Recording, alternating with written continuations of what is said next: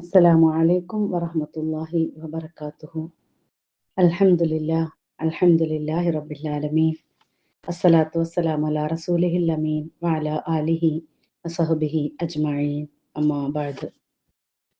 റബ്ബി ഇശ്റഹ് ലി സദ്രി വയസ്സിർ ലി അംരി വഹ്ലുൽ ഉഖ്ദതം മിൻ ലിസാനി യഫ്ഖഹു ഖൗലി. 5ാം ക്ലാസ്സിലെ ജീവിത പാഠങ്ങളിലെ ഫിഖ്ഹ് 3ാമത്തെ പാഠമാണ് ഇന്ന് നമ്മൾ എടുക്കാൻ പോകുന്നത്. അതിന് മുമ്പ് പാഠം 2ലെ പ്രധാനപ്പെട്ട പോയിന്റ്സ് ഒന്നുകൂടി നമുക്ക് പറയാം. ഇന്നല്ലാഹ യുഹിബ്ബു തവ്വാബീന വയുഹിബ്ബുൽ മുതതഹിരീൻ. അള്ളാഹു എന്തിനെക്കുറിച്ച് പറഞ്ഞതാ? നിശ്ചയമായിട്ടും അള്ളാഹു പശ്ചാത്തപിക്കുന്നവരെ സ്നേഹിക്കുന്നു, ശുദ്ധി കൈക്കൊള്ളുന്നവരെയും അവൻ സ്നേഹിക്കുന്നു. വൃത്തിക്ക് അത്രയേറെ പ്രാധാന്യമാണ് ഇസ്ലാമിലുള്ളത്. നബി സല്ലല്ലാഹു അലൈഹി വസല്ലം പറഞ്ഞു, അത്തഹൂറു ശത്രുൽ ഈമാൻ. ശുദ്ധി ഈമാനിന്റെ പകുതിയാണ്. പിന്നെ നമ്മൾ പഠിച്ചത് അശുദ്ധ വസ്തുക്കളെ കുറിച്ചിട്ടാണ്. മാലിന്യങ്ങളിൽ നിന്ന് ഒഴിവായി ശുദ്ധിയായി ജീവിക്കേണ്ടത് വിശ്വാസിയുടെ കടമയാണ്. പ്രകൃതിയിലെ ഒരു വസ്തുവും മലിനപ്പെടുത്താൻ വിശ്വാസിക്ക് അനുവാദമില്ല. അടുത്ത പോയിന്റ് വിസർജന സ്ഥലത്ത് നമ്മൾ പാലിക്കേണ്ട മര്യാദകളാണ്. അല്ലാഹുമ്മ ഇന്നി അഊദു ബിക മിനൽ ഖുബ്സി വൽ ഖബായിസി. വിസർജന സ്ഥലത്ത് ടോയ്ലറ്റിൽ പ്രവേശിക്കുമ്പോൾ നമ്മൾ പ്രാർത്ഥിക്കേണ്ട പ്രാർത്ഥന. പിന്നെ ഗുഫ്രാനക അൽഹംദുലില്ലാഹില്ലദീ അദ്ഹബ അന്നി അൽ അദാ വഅഫാനി. നമ്മൾ ബാത്റൂമിൽ നിന്ന് പുറത്തു വരുമ്പോൾ പ്രാർത്ഥിക്കേണ്ടത്. ഓക്കെ. പിന്നെ തുഹൂറായ വെള്ളം, ത്വാഹിറായ വെള്ളം. തഹൂറ എന്ന് പറഞ്ഞാൽ സ്വയം ശുദ്ധിയുള്ളതും മറ്റൊന്നിനെ ശുദ്ധിയാക്കാൻ പറ്റുന്നതുമായ വെള്ളത്തിനെയാണ് തുഹൂറായ വെള്ളം എന്ന് പറയുക. ത്വാഹിറായ വെള്ളം എന്ന് പറഞ്ഞാലോ, സംഗതി ശുദ്ധി ഉണ്ടാവും, പക്ഷേ അത് മറ്റൊന്നിനെ ശുദ്ധിയാക്കാൻ കഴിയില്ല. ഓക്കെ, അങ്ങനെയുള്ള വെള്ളമാണ് ത്വാഹിറായ വെള്ളം. ഇനി നമ്മൾ പുതിയ പാഠം 3 ശുദ്ധിയും ആരാധനയും. ആരാധനാ കാര്യങ്ങൾക്ക് ശുദ്ധി വേണമെന്നാണ് ഇസ്ലാമിന്റെ നിർദ്ദേശം. ആരാധനകൾക്ക് വേണ്ടിയുള്ള ശുദ്ധി ശാരീരിക ശുദ്ധി മാത്രമല്ല, ആത്മീയമായ ശുദ്ധി കൂടിയാണ്. ശരീരം വൃത്തിയാക്കുന്നതിനായി നാം സാധാരണ കുളിക്കാറുണ്ടല്ലോ. ചില ആരാധനകൾ നിർവഹിക്കാൻ ശരീരം വൃത്തിയുണ്ടായാൽ മാത്രം മതിയാവുകയില്ല. ഉദാഹരണമായി നമസ്കാരം തന്നെ എടുത്ത് നമുക്ക് നോക്കാം. എത്ര വൃത്തിയായി കുളിച്ചാലും നമസ്കരിക്കണമെങ്കിൽ വുളു വേണം. വുളു എടുത്തിട്ടില്ലെങ്കിൽ അയാൾ നമസ്കാരത്തിന് ശുദ്ധിയുള്ളവനല്ല. വുളു ഇല്ലാത്ത അവസ്ഥയെ ചെറിയ അശുദ്ധി എന്ന് പറയുന്നു. വുളു എടുക്കുന്നതിലൂടെ ചെറിയ അശുദ്ധി നീങ്ങുന്നു. അപ്പൊ ആരാധനാ കാര്യങ്ങൾക്ക് ശുദ്ധി വേണമെന്ന് മസ്റ്റാണ്. നമുക്ക് ശുദ്ധി ഇല്ലാതെ നമുക്ക് നിസ്കരിക്കാൻ പറ്റില്ല. പക്ഷെ നമ്മൾ ഇപ്പൊ കുളിച്ചു കഴിഞ്ഞ് വന്നിരുന്നപ്പോഴാണ് അയ്യോ ളുഹർ നമസ്കരിക്കണമല്ലോ എന്ന് നമുക്ക് സമയമായി ളുഹറിന്റെ. അപ്പൊ നമ്മൾ എന്താ ചെയ്യണ്ടേ? നമ്മൾ പോയിട്ട് ഓളു എടുത്ത് നിസ്കരിക്കണം. അതേസമയം നമുക്ക് കുളിക്കുന്നതിന് മുമ്പ് നമ്മളുടെ മനസ്സിൽ നിയ്യത്ത് വെക്കുകയാണെങ്കിൽ, എങ്ങനെ? ഞാൻ ഈ കുളി കഴിഞ്ഞു കഴിഞ്ഞാൽ എനിക്ക് നമസ്കരിക്കേണ്ടതുണ്ട് എന്ന് ഉള്ള നിയ്യത്ത് മനസ്സിലുണ്ടെങ്കിൽ പിന്നെ ഒരു ഒളുവിന്റെ ആവശ്യമില്ല. ഓക്കെ. അപ്പോ ഒളു ഒളു കൂടിയിട്ടുള്ള ആ ഒരു കുളി, അതായത് കുളിക്കുമ്പോൾ എനിക്ക് ഇതൊക്കെ നമസ്കരിക്കേണ്ടതാണ് എന്ന് കൂടി നിയ്യത്ത് വെക്കുകയാണെങ്കിൽ നമുക്ക് കുളി കഴിഞ്ഞ് വന്നിട്ട് പിന്നെ വേറൊരു ഒളുവിന്റെ ആവശ്യമില്ല. വലിയ ക്ലാസ്സുകളിൽ അതിനെക്കുറിച്ചിട്ടൊക്കെ നമ്മൾ പഠിക്കും.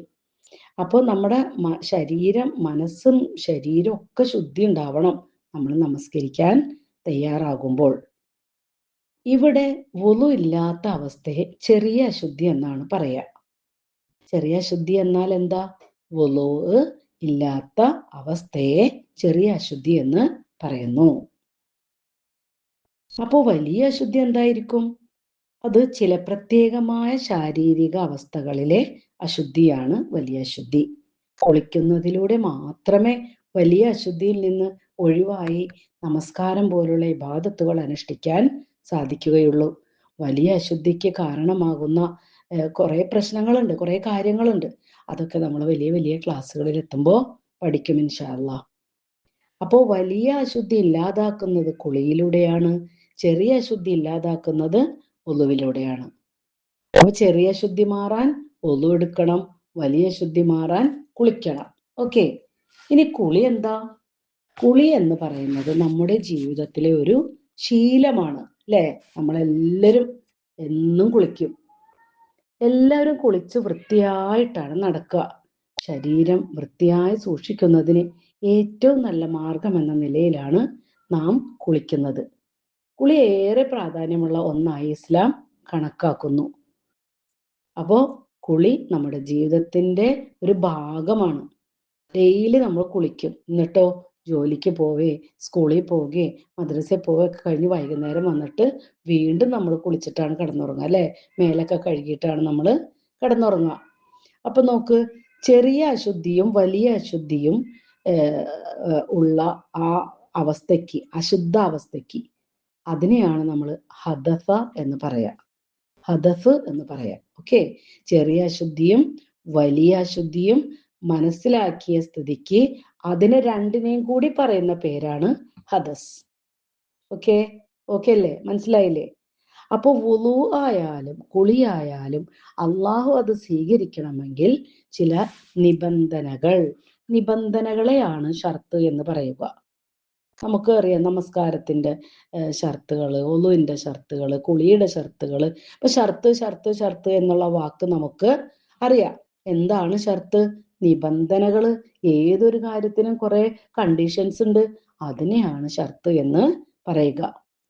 ഒന്നാമത്തെ ഷർത്ത്, കുളിയായാലും വുളു ആയാലും ഒന്നാമത്തെ നിബന്ധന നല്ല വെള്ളമായിരിക്കണം. നല്ല വെള്ളത്തിന്റെ പേരെന്താ? തൊഹൂറായ വെള്ളം അല്ലേ? തൊഹൂറായ വെള്ളമായിരിക്കണം. രണ്ടാമത്തത്, വെള്ളത്തെ അശുദ്ധമാക്കുന്ന വസ്തുക്കൾ നമ്മുടെ ശരീരത്തിൽ ഉണ്ടാവാൻ പാടില്ല. അഴുക്കൊക്കെ ഉണ്ടെങ്കിൽ അതൊക്കെ കഴുകി കളയണം ആദ്യം തന്നെ.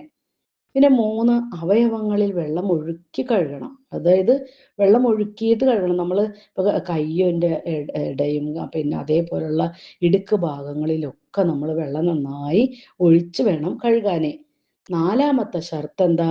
വെള്ളം ശരീരത്തിൽ തൊടുന്നതിന് തടസ്സമാകുന്ന വസ്തുക്കളൊന്നും ശരീരത്തിൽ ഉണ്ടാവാൻ പാടില്ല. പെയിന്റ് ഒക്കെ നമ്മുടെ മേത്തൊക്കെ വീണ് കഴിഞ്ഞാൽ അത് വെള്ളം നമ്മുടെ തൊലിപ്പുറത്താവില്ല.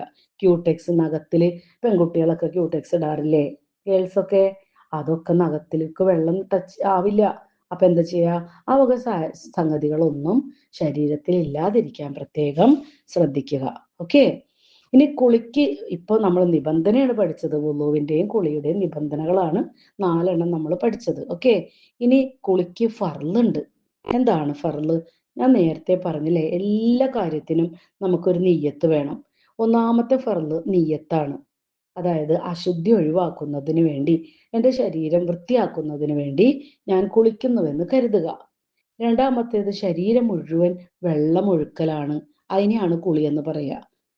സോപ്പൊക്കെ ഉണ്ടെങ്കിൽ സോപ്പോ താളിയൊക്കെ ഇട്ടിട്ട് തേച്ചിട്ട് മുഴുവൻ വെള്ളമൊക്കെ ഒഴിച്ച് നല്ല കുട്ടപ്പനാവുക. അതാണ് കുളിയുടെ ഫർള്. എന്താ?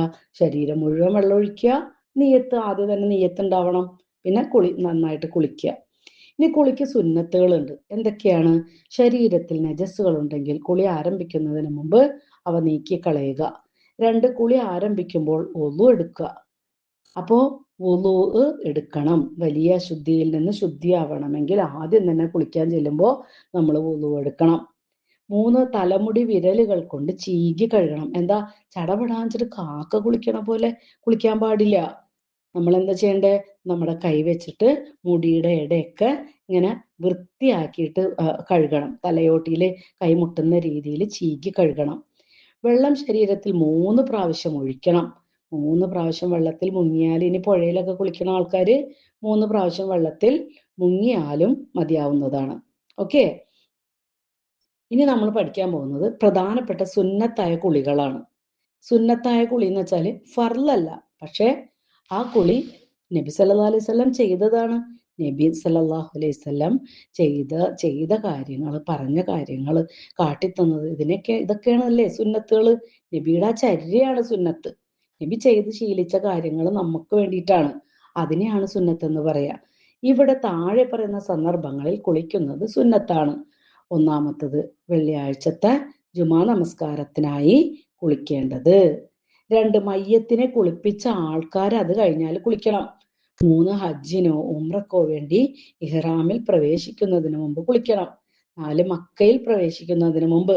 5, അറഫയിൽ നിൽക്കുന്നതിന് മുമ്പ്. 6, 2 പെരുന്നാൾ നമസ്കാരങ്ങൾക്ക് വേണ്ടി. 6 കാര്യങ്ങളാണ് കുളിക്കേണ്ടത്, സുന്നത്തായ കുളികള്. ആ 6 കാര്യങ്ങള് മസ്റ്റായിട്ട് നമ്മൾ മനസ്സിലാക്കണം. വെള്ളിയാഴ്ച പള്ളിയിൽ പോണതിന് മുമ്പ് കുളിക്കുക, മയ്യത്ത് ഇനി കുളിപ്പിച്ച ആൾക്കാർക്ക് കുളിക്കണം. പിന്നെ ഹജ്ജിനോ ഉംറക്കോ വേണ്ടിയിട്ട് ഇഹ്റാമിൽ പ്രവേശിക്കുന്നതിന് മുമ്പ് കുളിക്കുക, മക്കയിൽ പ്രവേശിക്കുന്നതിന് മുമ്പ്, അറഫയിൽ നിൽക്കുന്നതിന് മുമ്പ്, 2 പെരുന്നാൾ നമസ്കാരങ്ങൾക്ക്. ഓക്കെ. അപ്പോൾ ഈ കുളികളൊക്കെ നമ്മൾ മനസ്സിലാക്കേണ്ട കാര്യങ്ങളാണ്.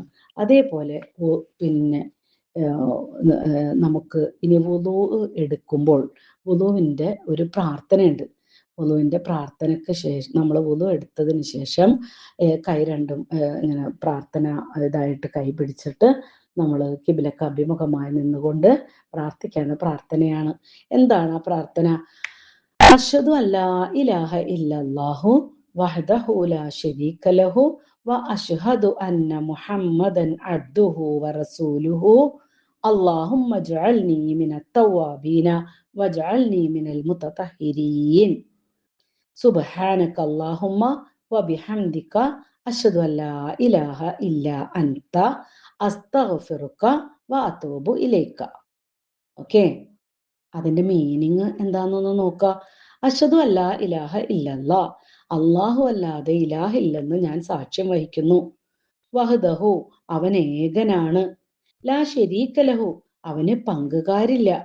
വഅഷ്ഹദു അന്ന മുഹമ്മദൻ അബ്ദുഹു വറസൂലുഹു, മുഹമ്മദ് നബി സല്ലല്ലാഹു അലൈഹി വസല്ലം അവന്റെ അടിമയും ദൂതനുമാണെന്ന് ഞാൻ സാക്ഷ്യം വഹിക്കുന്നു.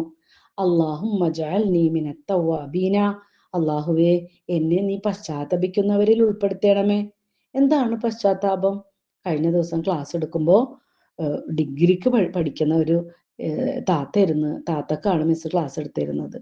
അപ്പൊ എന്നോട് ആ കുട്ടി ചോദിക്കുകയാണ്, ടീച്ചറെ എന്താണ് പശ്ചാത്തപിക്കുക എന്ന് പറഞ്ഞാല്? അപ്പൊ ഇന്നത്തെ കുട്ടികൾക്ക് പശ്ചാത്താപം എന്ന് പറഞ്ഞാൽ അറിയില്ല. എന്താണ് പശ്ചാത്താപം? അപ്പോ അള്ളാഹുവെ അല്ലാഹുമ്മ ജഅൽനി മിനത് തവ്വാബീന, അള്ളാഹുവെ എന്നെ നീ പശ്ചാത്തപിക്കുന്നവരിൽ ഉൾപ്പെടുത്തണമേ എന്ന് പറഞ്ഞാൽ, നേരത്തെ നമ്മൾ കഴിഞ്ഞ പാഠത്തിൽ പഠിച്ച് ഇന്നല്ലാഹ യുഹിബ്ബു തവ്വാബീന വയുഹിബ്ബുൽ മുതതഹിരീൻ അല്ലേ? അള്ളാഹു വൃത്തിയുള്ളവരെയും പശ്ചാത്തപിക്കുന്നവരെയും ഇഷ്ടപ്പെടുന്നു. എന്താ പശ്ചാത്താപം എന്ന് പറഞ്ഞാല്? നമ്മൾ അസ്തഗ്ഫിറുല്ലാ എന്ന് പറയില്ലേ, അള്ളാഹു എനിക്ക് പുറത്തു തരണമേ അല്ലേ? നമുക്കറിയില്ല, നമ്മൾ ഒരു ഡെയിലി ഓരോ ദിവസവും എന്തൊക്കെ തെറ്റ് ചെയ്തു പോകുന്നുണ്ട്, ചെറുതും വലുതുമായ തെറ്റ്. ഏറ്റവും ഒരു കുഞ്ഞു തെറ്റെന്താ? ഉമ്മ ഒരു കാര്യം പറഞ്ഞപ്പോ ഇല്ല ഞാനത് ചെയ്യണമൊന്നുമില്ല, എനിക്കിപ്പം അതിനൊന്നും നേരമില്ല എന്ന് പറയുന്നത് പോലും അല്ലേ ഉമ്മയുടെ അത് മനസ്സിനൊരു വേദന ആയിട്ടുണ്ടെങ്കിലോ? അപ്പൊ നമ്മൾ അറിയാതെ ഒരുപാട് കാര്യങ്ങൾ നമുക്ക് തെറ്റുകൾ ഡെയിലി ഇങ്ങനെ വന്നുകൊണ്ടിരിക്കും. അങ്ങനെയുള്ള തെറ്റുകളിൽ നിന്നൊക്കെ അള്ളാഹുവിനോട് പൊറുക്കൽ തേടുന്ന കുട്ടികളെയും വലിയ ആൾക്കാരെയും, വലിയ തെറ്റുകളും എല്ലാത്തിനും എപ്പോഴും അള്ളാഹുവിനോട് എനിക്ക് പുറത്തു തരണേ, എന്നോട് ക്ഷമിക്കണേ എന്ന് പറയുന്നവരെ അള്ളാഹ്ക്ക് ഭയങ്കര ഇഷ്ടാത്രേ. അപ്പൊ അതാണ് ഇവിടെ പശ്ചാത്താപം എന്ന് പറയുന്നത്. നമ്മൾ നിരന്തരം പടച്ചവനോട് എനിക്കത് പുറത്തു തരണേ, എനിക്ക് പുറത്തു തരണേ. നമ്മുടെ ലൈഫിൽ പലതും കഴിഞ്ഞു പോയിട്ടുണ്ടാകും. അപ്പോൾ ഇവിടെ അള്ളാഹുവെ എന്നെ നീ പശ്ചാത്തപിക്കുന്ന ആളുകളിൽ ഉൾപ്പെടുത്തണമേ. ഓക്കെ, മനസ്സിലായില്ലേ? വജഅൽനി മിനൽ മുതതഹിരീൻ, എന്നെ നീ ശുദ്ധിയുള്ളവരിൽ ഉൾപ്പെടുത്തണേ അല്ലേ? നമ്മൾ ഒരു ശുദ്ധി ഉണ്ടാവാൻ വേണ്ടിയിട്ട് ഒന്നും എടുത്ത് വന്ന് നിന്നിട്ട് പ്രാർത്ഥിക്കുകയാണ്. എന്താ? അള്ളാഹിനെ സോപ്പിടുകയാണ് അല്ലേ? അള്ളാഹുവെ ഞാന് അള്ളാഹു അല്ലാതെ അള്ളാഹിനെ അങ്ങനെ ഇഷ്ടപ്പെടാൻ വേണ്ടിയിട്ട്, അള്ളാഹിനെ കൂട്ടുപിടിക്കാൻ വേണ്ടിയിട്ട് നമ്മൾ അള്ളാഹുവിനോട് കാര്യങ്ങളൊക്കെ പറയണം. നീ അല്ലാതെ, നീ മാത്രം ഒരു ദൈവമുള്ളോ, നിന്നെ ഞാൻ ഒരുപാട് ഇഷ്ടപ്പെടും കേട്ടോ, ഞാനത് സാക്ഷ്യം വഹിക്കുകയാണ് കേട്ടോ, നീ ഏകനാണ്, നിനക്ക് ഒറ്റ കൂട്ടുകാരില്ല, ഈ ലോകം നിയന്ത്രിക്കണം നീയാണ്. അതേപോലെ മുഹമ്മദ് നബി സല്ലല്ലാഹു അലൈഹി വസല്ലം നിന്റെ അടിമയും ദൂതനുമാണ്, ഇതൊക്കെ എനിക്കറിയാം. ഓക്കെ. പിന്നെന്താ? നീ എന്നെ പശ്ചാത്തപിക്കുന്നവരിലും വൃത്തിയുള്ളവരിലും ഉൾപ്പെടുത്തണേ. ഇത് രണ്ടും ഒരു മുസ്ലിമിന് ആവശ്യമാണ്. ഓക്കെ. പിന്നെന്താ? സുബ്ഹാനക അല്ലാഹുമ്മ ബിഹംദിക. അള്ളാഹുവേ, നിന്നെ സ്തുതിച്ചുകൊണ്ട് നിന്റെ പരിശുദ്ധിയെ ഞാൻ വാഴ്ത്തുന്നു. എനിക്ക് എപ്പോഴും നിന്നോട് സ്നേഹാണ്. നിന്നോട് എപ്പോഴും ഞാനിങ്ങനെ നന്ദി നന്ദി എന്ന് പറയാൻ എൻ്റെ ഹൃദയം ഇങ്ങനെ വെമ്പിക്കൊണ്ടിരിക്കേ. അങ്ങനെ ചെയ്യണം, അങ്ങനെ ആയിരിക്കണം നമ്മള്. അപ്പൊ സുബ്ഹാനക അല്ലാഹുമ്മ വബിഹംദിക അഷ്ഹദു അല്ലാ ഇലാഹ ഇല്ലാ അൻത. നീയല്ലാതെ ഇലാഹ് ആരുമില്ലെന്ന് ഞാൻ വീണ്ടും പറയാണ്, ഞാൻ സാക്ഷ്യപ്പെടുത്തുന്നു. അസ്തഗ്ഫിറുക, നിന്നോട് ഞാൻ പൊറുക്കലിനെ തേടുന്നു, മാപ്പിരക്കുന്നു. വാതൂബിലേക്ക, നിന്നിലേക്ക് ഞാൻ പശ്ചാത്തപിച്ച് മടങ്ങുകയും ചെയ്യുന്നു. ഓക്കെ. അപ്പൊ അത് മനസ്സിലായിട്ടുണ്ടാവും എന്ന് വിചാരിക്കണം. അള്ളാഹു അല്ലാതെ ഇലാഹില്ലെന്ന് ഞാൻ സാക്ഷ്യം വഹിക്കുന്നു. അവൻ ഏകനാണ്, അവന് പങ്കുകാരില്ല. മുഹമ്മദ് നബി സല്ലല്ലാഹു അലൈഹി വസല്ലം അവന്റെ അടിമയും ദൂതനുമാണെന്ന് ഞാൻ സാക്ഷ്യം വഹിക്കുന്നു. അള്ളാഹുവേ, എന്നെ നീ പശ്ചാത്തപിക്കുന്നവരിൽ ഉൾപ്പെടുത്തണമേ. എന്നെ നീ ശുദ്ധിയുള്ളവരിൽ ഉൾപ്പെടുത്തണമേ. അള്ളാഹുവെ, നിന്നെ സ്തുതിച്ചുകൊണ്ട് നിന്റെ പരിശുദ്ധിയെ ഞാൻ വാഴ്ത്തുന്നു. നീയല്ലാതെ ഇലാഹില്ലെന്ന് ഞാൻ സാക്ഷ്യപ്പെടുത്തുന്നു. നിന്നോട് ഞാൻ മാപ്പിരക്കുന്നു. നിന്നിലേക്ക് ഞാൻ പശ്ചാത്തപിച്ച് മടങ്ങുകയും ചെയ്യുന്നു. ഓക്കെ. ഇതാണ് വുളുവിന്റെ പ്രാർത്ഥന. ഇനി നോക്കിയേ, വുളു എങ്ങനെയാ നഷ്ടപ്പെടുക? വുളു ഇപ്പൊ നമുക്ക് കൂടെ കൂടെ 5 നേരം വുളു എടുക്കണം അല്ലെ? വുളു നഷ്ടപ്പെടില്ലെങ്കിൽ നമുക്ക് സുബഹിക്ക് വുളു എടുത്തത് പോരെ 5 നേരം നിസ്കരിക്കാൻ? അല്ല, വുളു നഷ്ടപ്പെടുന്നതിന് ചില കാരണങ്ങളൊക്കെ ഉണ്ട്. എന്താണ് കാരണങ്ങള്? ഒന്നാമത്തെ കാരണം, മലമൂത്ര ദ്വാരങ്ങളിലൂടെ എന്തെങ്കിലും പുറത്തു വരിക. എന്താ അത്? മൂത്രമൊഴിക്കാൻ മുട്ടേ, മൂത്രമൊഴിച്ചു. അപ്പിടാൻ മുട്ടേ, അപ്പിട്ടു. അല്ലേ? ഇതൊക്കെയാണ് എന്ത്? ഒന്നു മുറിയുന്ന കാരണങ്ങള്. പിന്നെ നമ്മള് ളുഹർ നമസ്കരിച്ച് ഒന്നുണ്ട്, അസർ പറ്റിയാൽ അസർ കൂടി നിസ്കരിച്ചിട്ട് ഇരിക്കാന്ന് വിചാരിക്കും. പക്ഷെ നമ്മൾ അറിയാതെ ഉറങ്ങിപ്പോയി. നല്ല ഉറക്കം, ബോധമില്ലാതെ ഉറങ്ങിപ്പോയാല് ഒന്ന് പോകും. മനസ്സിലായോ കുട്ടികളെ? അതേപോലെ ബോധം കെടുക. ചില ആൾക്കാർക്ക് പെട്ടെന്ന് ബോധക്കേടുകൾ പോലുള്ള അസുഖങ്ങൾ ഉണ്ടെങ്കിൽ ഒന്നും എടുത്തു കഴിഞ്ഞ് നിസ്കരിച്ചതിന് ശേഷം ബോധം കെട്ടാൽ അടുത്ത നിസ്കാരം നിസ്കരിക്കാൻ കഴിയില്ല. അദ്ദേഹത്തിന്റെ ഒന്ന് പോയിട്ടുണ്ടാവും. പിന്നെ നമ്മുടെ പ്രൈവറ്റ് പാർട്സുകളൊക്കെ, പ്രൈവറ്റ് സ്ഥാനങ്ങളൊക്കെ ഉണ്ടല്ലോ, നമ്മൾ എപ്പോഴും എന്താ പറയാ, ഗുഹ്യസ്ഥാനങ്ങൾ എന്നാണ് അതിന് മലയാളത്തില് പറയാ. ആ പ്രൈവറ്റ് പാർട്സുകളിലൊക്കെ കൈ കൊണ്ട് തൊട്ടാലൊക്കെ ഒന്ന് മുറിയും. പിന്നെന്താ? നമ്മളുടെ രക്തബന്ധം, എൻ്റെ സഹോദരി, എൻ്റെ സിസ്റ്റർ, എൻ്റെ ബ്രദർ, എൻ്റെ ഉപ്പ, എൻ്റെ ഉമ്മ, ഇവരൊഴിച്ച് ബാക്കി ആൾക്കാരെ ഒക്കെ തൊട്ടാല്, അന്യ ആളുകളെ തൊട്ടാല്, അന്യ സ്ത്രീ പുരുഷന്മാർ തമ്മിൽ തൊട്ടാല്, സ്പർശിച്ചാല് ഒന്നു പോകും. മനസ്സിലായോ മക്കളെ? അപ്പൊ നമ്മളിപ്പോ എൻ്റെ കസിനാണല്ലോ എന്ന് പറഞ്ഞിട്ട് നമ്മുടെ ഉപ്പാടെ ബ്രദറിന്റെ മോനെ പോയിട്ട് കയ്യിൽ തൊടാനോ, അല്ലെങ്കിൽ ഉമ്മാടെ ബ്രദറിന്റെ മക്കളെ പോയി ഷെയ്ക്കാൻ്റെ കൊടുക്കാനോ ഒന്നും പാടില്ല. മനസ്സിലാവുണ്ടോ പറയുന്നത്? അപ്പൊ അന്യ സ്ത്രീ പുരുഷന്മാർ തമ്മിൽ സ്പർശിച്ചാൽ ഒന്ന് പോകും. അത് അങ്ങനെ ഒരു സംസ്കാരം ഇല്ല. നമ്മൾ അന്യരെ കൈ കൊടുത്തിട്ട് ഷെയ്ക്കാൻ്റെ കൊടുക്കുക എന്ന് നമുക്ക് ചെയ്യാൻ പാടില്ല. നമ്മളുടെ സ്വന്തം രക്തബന്ധങ്ങളെ മാത്രമാണ് നമുക്ക് അങ്ങനെ ചെയ്യാൻ പാടുള്ളൂ. ഇനി നോക്ക്, ഈ പാദരക്ഷ തടവൽ, അതായത് ഇപ്പൊ നമ്മൾ രാവിലെ ഒന്നും എടുത്ത് നമ്മൾ ഡ്രസ്സൊക്കെ ഇട്ട് സോക്സും ഷൂ ഒക്കെ ഇട്ട് പോയി കഴിഞ്ഞിട്ട് ഒന്നും എടുക്കുമ്പോൾ ചില പ്രത്യേക അവസരങ്ങളിൽ കാൽ കഴുകുന്നതിന് പകരം പാദരക്ഷകൾ തടവിയാൽ മതിയാകുന്നതാണ്. അഴിക്കാൻ പ്രയാസമുള്ള ബൂട്ട്സ്, ഷൂ, സോക്സ് തുടങ്ങിയവ ധരിച്ചവർക്കാണ് ഈ ഇളവുള്ളത്. അപ്പൊ താഴെ പറയുന്ന അവസ്ഥയിൽ മാത്രമേ ഈ ഇളവ് അനുവദനീയമാകുള്ളൂ. പാദരക്ഷ ധരിക്കുമ്പോൾ വുളു ഉണ്ടായിരിക്കണം. അപ്പൊ രാവിലെ നമ്മൾ കുളിച്ച് ഒന്നുമൊക്കെ എടുത്ത് റെഡിയായി വന്നിട്ടാണ് നമ്മൾ ഡ്രസ്സ് ധരിച്ച് ഷൂവും സോക്സും ഒക്കെ ഇട്ടിട്ട് നമ്മൾ പുറത്തേക്ക് പോകുന്നതെങ്കിൽ ഉച്ചക്ക് നമസ്കരിക്കാൻ നേരത്ത് നമുക്ക് എന്ത് ചെയ്താൽ മതി? ആ ഷൂവിന്റെ പുറത്തു കൂടി ഒന്ന് കൈവച്ച് തടവിയാൽ മതി. ഷൂ അഴിച്ചിട്ട് കഴുകലൊന്നും നിർബന്ധമല്ല എന്ന്. ഓക്കെ. അപ്പോൾ ഈ ചെരുപ്പ് നമ്മൾ ധരിക്കുന്ന സ്ഥലത്ത്, ഈ ഷൂ ധരിക്കുന്ന സമയത്ത് നമുക്ക് ഒന്നും ഉണ്ടായിരിക്കണം. അതാണ് അതിന്റെ നിബന്ധന. ഓക്കെ. ഇനി നമസ്കാരത്തിനായിട്ട് നമുക്ക് ഒരുങ്ങാം. നമസ്കാരം ശരിയാവാൻ വുളു ആവശ്യമാണ്. അല്ലെ? നേരത്തെ നമ്മൾ പഠിച്ച്, അവയവങ്ങളുടെ ശുദ്ധി മാത്രമല്ല വുളുവിന്റെ ഉദ്ദേശം. ശരീരത്തിലെ അഴുക്ക് അല്പം പോലും ഇല്ലാതെ കുളിച്ചു വന്നാലും നമസ്കരിക്കണമെങ്കിൽ നിയ്യത്തോടു കൂടി വുളു നിർബന്ധമാണ്. എന്നാൽ കുളിക്കുമ്പോൾ നിയ്യത്തോടു കൂടി വുളു ചെയ്താൽ അത് മതിയാകുന്നതാണ്. നേരത്തെ മിസ് പറഞ്ഞല്ലോ അല്ലെ? വുളു എടുക്കുന്നവർ അവയവങ്ങൾ കഴുകുമ്പോൾ വെടിപ്പാകുന്നത് ശരീരം മാത്രമല്ല, മനസ്സുകൂടിയാണ്. അപ്പൊ വുളു ചെയ്ത വെള്ളം നമ്മുടെ ശരീരത്തിൽ നിന്ന് നീങ്ങി പോകുന്നതോടൊപ്പം ചെറിയ പാപങ്ങളും അള്ളാഹു മായ്ച്ചു കളയുന്നു. അപ്പൊ വുളുവിന്റെ മഹത്വം നോക്കി നോക്കിയേ. അപ്പൊ വുളു നമ്മൾ എടുത്തു കഴിഞ്ഞാല് എന്താ ചെയ്യാ?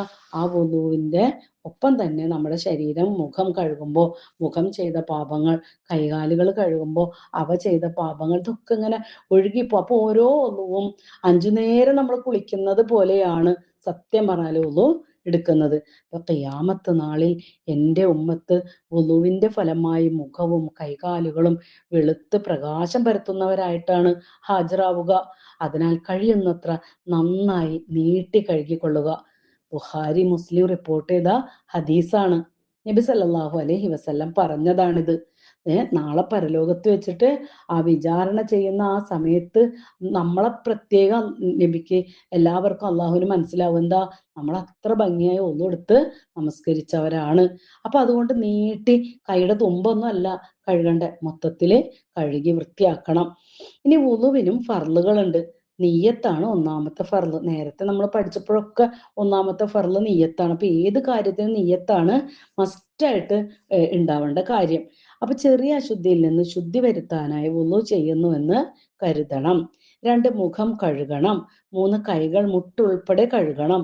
4 തല തടവണം. 5 കാലുകൾ നെരിയാണി ഉൾപ്പെടെ കഴുകുക. കാലിന്റെ തുമ്പും ഇതൊന്നും അല്ല കഴുകണ്ടേ, ആ നെരിയാണി ഉണ്ടല്ലോ കാലിന്റെ കണങ്കാല്, അത് മൊത്തത്തിൽ കഴുകുക. ഇനി അത് ഓരോന്നും കറക്റ്റായിട്ട് 1 by 1 ആയിട്ട് ചെയ്യുക. അതാണ് 6ാമത്തെ ഫർള്. ഓക്കെ. ഇനി വുളുവിന്റെ സുന്നത്തുകളുണ്ട്.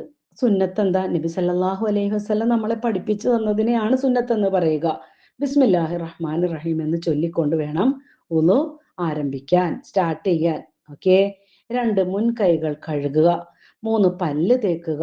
4 വെള്ളം കവിൾ കൊള്ളുകയും മൂക്കിൽ വെള്ളം കയറ്റി ചീറ്റ് കളയുകയും ചെയ്യുക. 5 ചെവികൾ തടവുക. എന്നിട്ടോ എങ്ങനെ ചെവി തടവുക? തള്ളവിരൽ കൊണ്ട് ചെവിയുടെ പുറവും ചൂണ്ടുവിരൽ കൊണ്ട് ഉൾഭാഗവും തടവണം. 6 ഇനി താടിയൊക്കെ ഉള്ള നമ്മുടെ ഉപ്പമാരും ഒക്കെ ഒന്നും എടുക്കുമ്പോൾ താടി വിരലുകൾ കൊണ്ട് ചീകി ഇങ്ങനെ വിരൽ കൊണ്ട് നമ്മുടെ ഇതില് സ്പർശിക്കുന്ന വിധം വൃത്തിയായിട്ട് കഴുകണം. 7ാമത്തത് അവയവങ്ങൾ തേച്ച് കഴുകണം. കാലൊരച്ച് അവിടെ നമ്മുടെ ബാത്റൂമിലൊക്കെ ഒന്നും എടുക്കുന്ന കല്ലൊക്കെ ഉണ്ടാവും അല്ലേ, അതില് നമ്മുടെ കാലിന്റെ അടിയിൽ നമ്മൾ എവിടെയൊക്കെ പോയിട്ടാ വരുന്നത്, അപ്പൊ ആ കാലിന്റെ അടിയൊക്കെ ഒന്ന് ഉരച്ച് കഴുകുക. പിന്നെ മുഖവും കൈകാലുകളും കയറ്റി കഴുകുക. മുഖം നമ്മുടെ മുടി സ്റ്റാർട്ട് ചെയ്യുന്ന സ്ഥലം വരെ നീക്കി ഇങ്ങനെ കഴുകുക. പിന്നെ 9ാമത്തത് 3 പ്രാവശ്യം വീതം ഇത് കഴുകണം. ഓരോന്ന് 3 പ്രാവശ്യം. മുൻകൈ കഴുകുമ്പോ, മുഖം കഴുകുമ്പോ, കൈ മുട്ടുവരെ കഴുകുമ്പോ ഒക്കെ 3 പ്രാവശ്യമാണ് ചെയ്യേണ്ടത്. ഓക്കെ.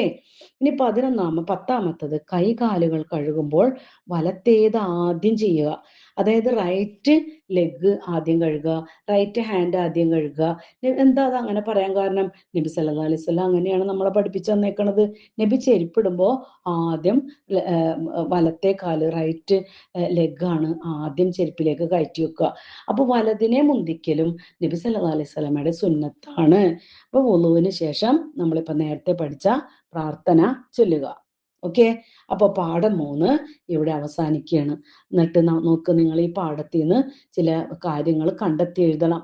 എന്താണ് ചെറിയ അശുദ്ധി? എന്താണ് അശുദ്ധി? എങ്ങനെയാണ് ചെറിയ അശുദ്ധി ഇല്ലാതാവുന്നത്? 3 വലിയ അശുദ്ധിക്കുള്ള പരിഹാരം എന്താണ്? പിന്നെ 4 വുളു, കുളി എന്നിവ സ്വീകാര്യമാകാനുള്ള ഷർത്തുകൾ എന്തൊക്കെയാണ്? ഓക്കെ. അപ്പോ പിന്നെ ഏതെല്ലാം സന്ദർഭങ്ങളിലാണ് സുന്നത്തായ കുളികൾ ഉള്ളത്?